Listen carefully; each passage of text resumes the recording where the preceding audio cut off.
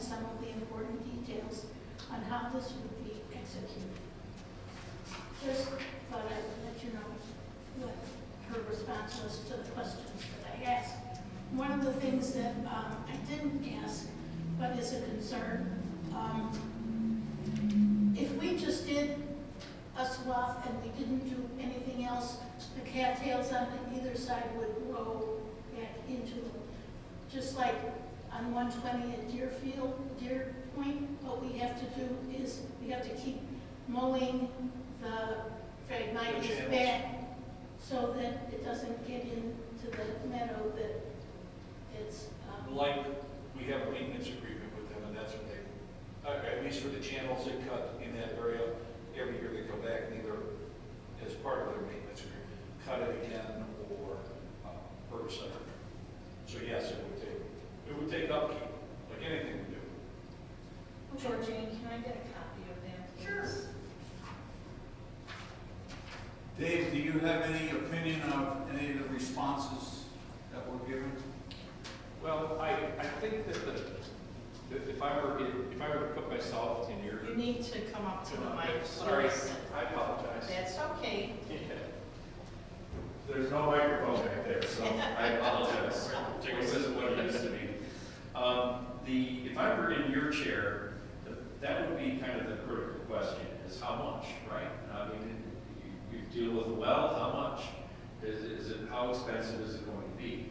And it's difficult for, and I'm not trying to get in ILM's head, but it's difficult for them to pin down something if they're trying to convince you to go along with the program. I think what might behoove the board to do is to contact Lake County Forest Preserve District and ask them what their experience, the relevant experience has been, because they've run a bit, they've constructed, they've had construction projects that eliminated cattails and put in native vegetation that's more diverse, biodiverse. So I think contacting Lake County Forest Preserve, asking them what their experience has been, how much per acre. There's a project, I think, in Grand Woods that they just did or finished up, and it's about 5 years old, and it's been very successful. I've seen it myself, and I've been involved with a little bit of monitoring of the vegetation. And so it can be done. There's no question that cattails can be converted to a much more biodiverse ecosystem. The issue, I think, is how much, because you've got at least, I calculated just ballpark 20 acres out there of cattails. I would interrupt for a second, David. Sure. I agree with the concept, but I think there's a decision we have to make before going out and trying to gather prices. And that, to me, is, do we want to do anything at all? Do we want to do nothing and just let it go? Because whatever we do is going to be expensive, and it will take annual care. It's true. Would it be worthwhile to the village as a whole to do anything, or would it be worthwhile to leave the money in our wallet? Question. These cattails, is it a question of their keeping the people from the road looking at the lake? Is it in the way? Are the cattails growing further away from the lake to invade other areas around the lake? Not to mention the cattails encroaching in the lake itself, which is a different issue altogether. I haven't heard of or seen cattails expanding outside the lake, across the road or whatever.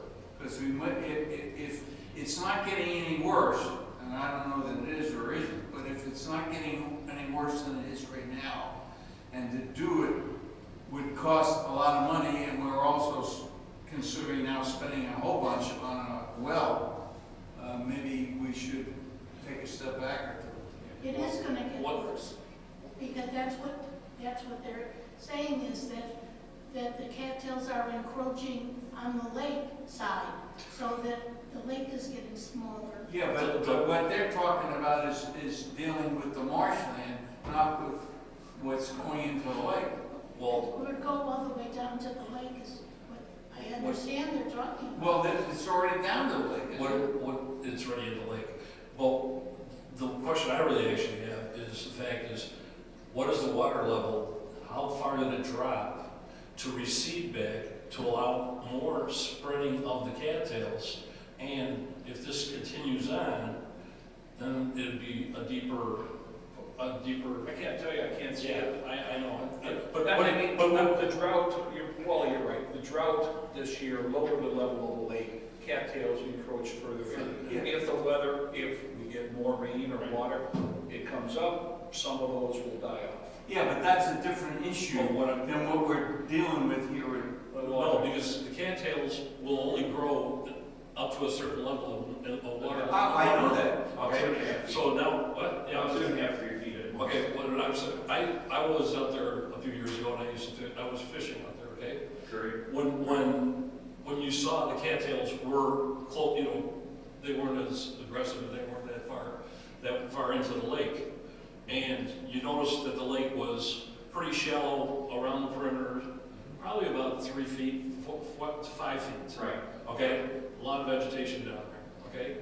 Well, if I look at it now, and I did want to go out there again this year, and I didn't, okay? But you only have one deep spot.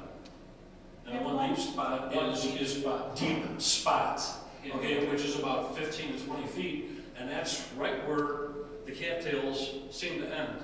Yep. And then, so in other words, now what happened? Now, do you actually even have fish in there? Yes. That's another thing. Well, did you I catch it? Well, I don't know this. I should. I did. Yes, I did.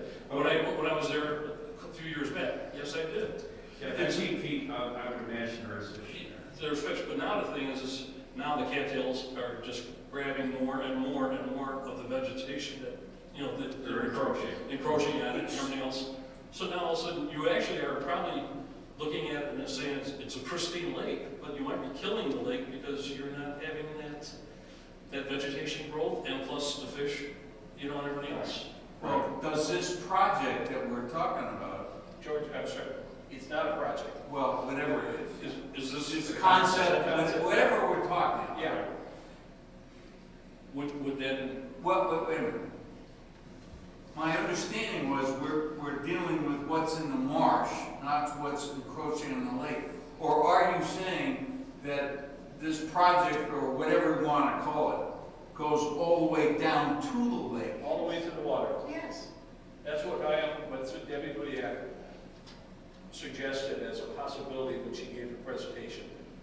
From the shore to the water, clear out an area, reseed it with other native non-cattail plants. So the cattails therefore wouldn't be, and whatever it's replaced with, wouldn't be encroaching on the lake. Right, There. in that area at least. There are the pictures, you got them in the email. Yeah, Also, okay. we have to consider that if we're gonna put live plants, which she isn't including in the cost, they get, they're expensive. I'm not at cost yet, still, I want to make All a right. point. Do we leave the Cranberry Lake as it is and let invasive nature take its course? And frankly, my dear, I don't give a damn. Or do we do something to upgrade it from a monoculture, to use your term? I'd like to talk to the Forest Preserve before we make a decision and see if they have answers to the herbicide affecting the purity of the lake. I know me in particular, but I don't want to talk to anybody until I know whether or not we want to do anything. Because if I call the Forest Preserve and say, hey, look, we're thinking about maybe someday we will, or maybe not, versus, hey, we want to seriously look at an approach, not decide on what that approach is, but we want to seriously look at an approach to beautify, or, now I use a less pointed word, to reduce the cattail population, then I can certainly do that. So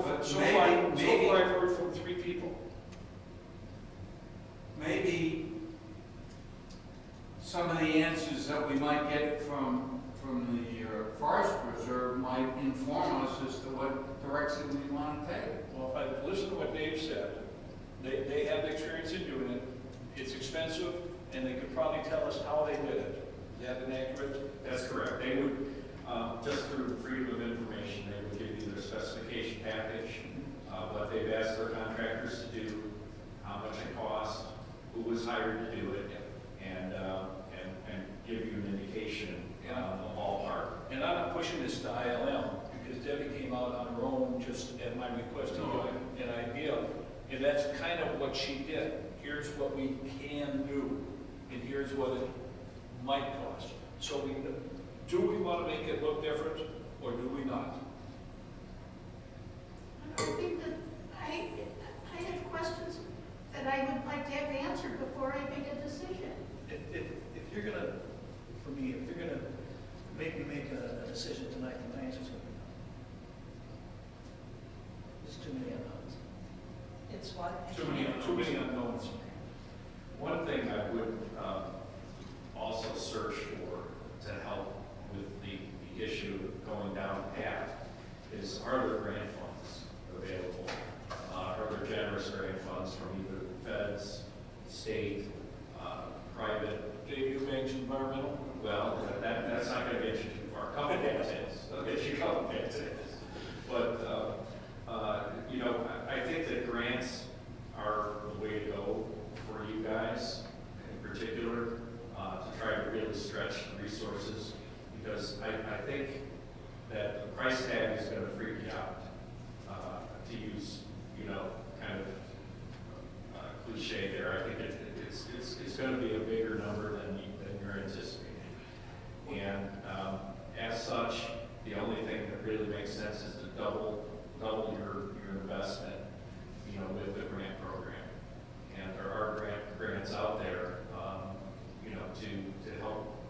Like, for example, we got a grant for Park Next Door, the other place, and that helped a great deal in terms of cost savings. Dave, let me ask you this. Is there, not tied to the company, but is there any value in your mind in doing a test site? Well, I think that would be more to show you. You could either take a field trip to Grand Woods, you know, and A lot cheaper. And take a look, or you could. I know that the technology's there to make a transition from cattails to a biodiverse wetland, meaning like the hillside going up towards George and Georgianne's house that's filled with incredible number of wildflowers now that the wildflower's gone. So that's a biodiverse improvement that happened because you removed the wildflower. If you remove the cattails, you can introduce a biodiverse marsh, and that's what you can, and you have few to a greatly reduced amount of cattails there. Ecologically, if that was your mission, like the Forest Preserve, yes, you know, you pursue projects like that. For a board, it's a wonderful objective if you can get funding for it, and ameliorate the costs in a big, major way, then it makes sense. Okay, I'm going to take some of my stubbornness out of it. No, hang on, please. I'm going to take some of my stubbornness out of this. I'd hope to have a direction tonight, but I think from the conversation with the board, there's a better idea that's come up, and it will address Jack's statement too. Georgianne, would you be willing to contact the Forest Preserve? Absolutely. And try maybe in cahoots with Dave I'd be happy to help it. Pro bono. to gather information. I'm not going to add more money to the pot. He said pro bono. Pro bono. The answer is no money. Yeah, okay. Yeah. So if you could pursue at your speed, because we have no deadline, and find out the prospects for a plan like this, value the whole 10 yards. And maybe at some point in time we can see what happened. Grant. Yeah, this summer take a trip out to Grand Woods, you know, field trip. Okay? Sure. Does that make sense to everybody? Yep. All right, end of topic. Thank you, Dave. Thank you for having me and listening to my 2 cents. Appreciate it. Wait, you said pro bono. All right. Thank you all, and thanks for overriding my stubbornness. Need a motion for the approval of the holiday pay, overtime pay verbiage for the personnel manual. So moved. Second. Discussion? Roll call. Trustees George Duberstein, Aye. Chris Chanawith, Aye. Wally Crease, Aye. Mary Koval, Jack Chanawith, Aye. and Georgianne Duberstein. Aye. Motion carried. Need a motion to approve the CSI contract for managed service agreement. Second. Discussion? Did they tell us what the monthly fee would be? I'm sorry, with what? Did they tell us what the monthly fee would be? It's in the contract. I think, oh gosh, Wasn't it $793 a month? 793, 753.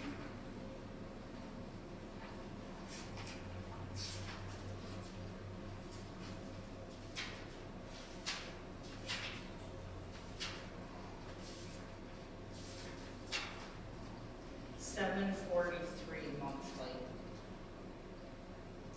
What page did you find it on? Page 5 of 9, and you see it. Number 17A.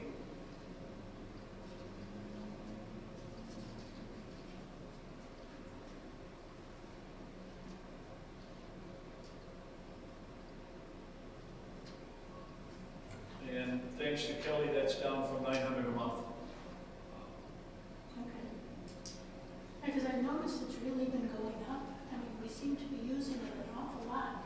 I don't understand, is our system falling apart? Sometimes we get mandatory upgrades from Microsoft that tend to add twist, and then we run into the same thing with BSNA software. Some of it is security updates. I'll give you one example. Twice a month, BSNA has updates, and typically we were able just to run them That's the ourselves. accounting stuff? Pardon? Is that the accounting Yeah.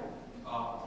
And then CSI came to us and said, look, with you guys each doing that, we each had administrative rights to the server. And they said they recommended that we don't go that way because it's an open door for someone to hack into, let's say, my account into it. So they developed an altogether different route for us to do our updates, but that is more secure. So that's one of the examples. We've had trouble with BSNA every now and then freezing. So we'll contact BSNA, they may backtrack into a server situation, so they're working together to get that going. I think most of it, unless we have an equipment failure, which we've experienced some on our server drives, for the most part, it's certainly necessary. Okay. Okay? I have two questions. One, given all the indications of hacking that we've had, and ransomware for various different municipalities,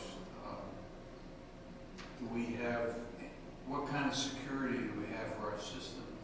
CSI is our security, and I don't know the terminology, but I get notice of ransomware, possibilities and whatnot, and I'll call them and they'll say, yeah, we heard about that before, and this is how we prevented it or set you up. Are we totally secure? No, nobody is. Yeah. Are any, I assume, any of the computers that we have that people are using here, either in Public Works or on the staff, can access the internet, right? So there's All of us can. yeah, potential there for. But it's through their control, through CSI. One thing that came out of the contract negotiations on this, and it was thanks to Scott Puma, was CSI did not have an insurance policy that they were hacked, and somehow our data got corrupted through a hack through them, they have insurance for that. Now they do. All right, now how, and maybe I misunderstood what you were all saying, but when Crystal's applies support to the website,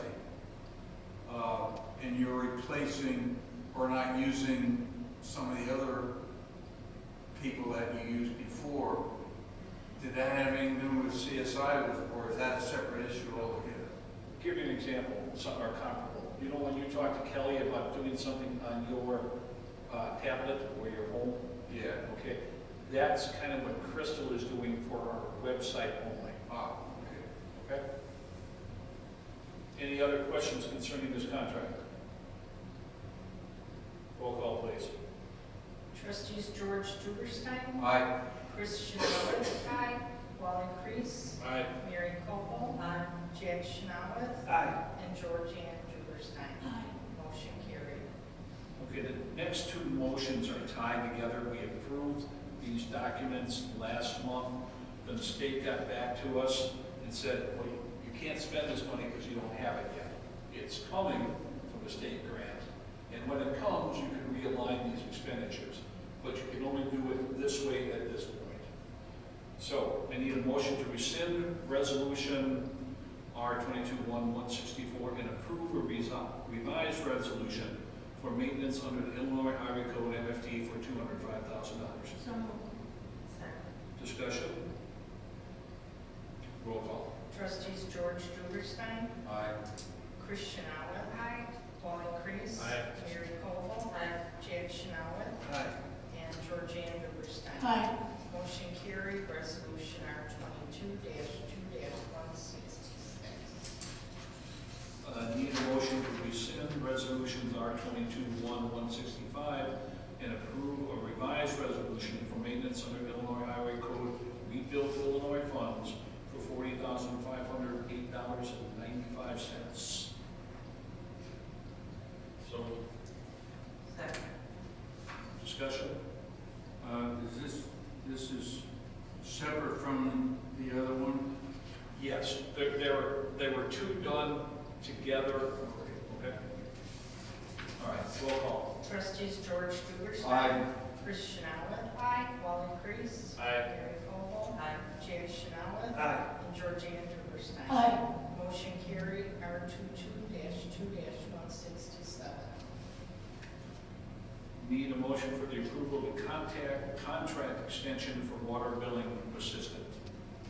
I thought we hired somebody that was going to be our utility clerk. We hired Maria Sanchez in July. She's missed, 6 or 7 weeks due to knee surgery and other ailments. So what she learned early on, she lost while she was out. She's back and she's on a good road. And got to remember, a lot of the stuff she does only happens once a month in the water billing process. What I wanted to do, what I'm suggesting here, is that we extend this for a maximum of 3 months, 1 month at a time, the help from Robinson to ascertain that Maria's got a grasp on it before we separate that part of Robinson. And the staff can't help with that. And then they should- Kelly could, but I'll admit that the staff's pretty stretched on stuff we have going right now. That's my thoughts. Other questions? Roll call. Any motions? Oh, I thought we had motion. So moved. Second. Official discussion. Roll call. Trustees George Duberstein. Aye. Chris Chanellis. Aye. Wally Crease. Aye. Mary Koval. Aye. Jack Chanellis. Aye. And Georgianne Duberstein. Aye. Motion carried. Motion to adjourn. So